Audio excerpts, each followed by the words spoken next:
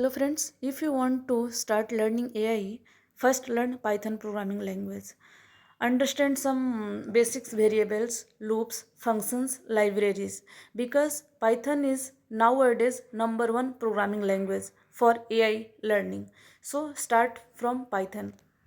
Second step for learn AI is you all know AI is powered by mathematics. So for that we can learn linear algebra, probability, statistics and calculus for AI learning. Next step is machine learning.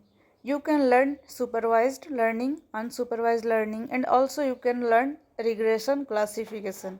You can practice using tools like TensorFlow, etc. The best way to learn AI is by building projects. You can try chatbot, image classifier, recommendation systems.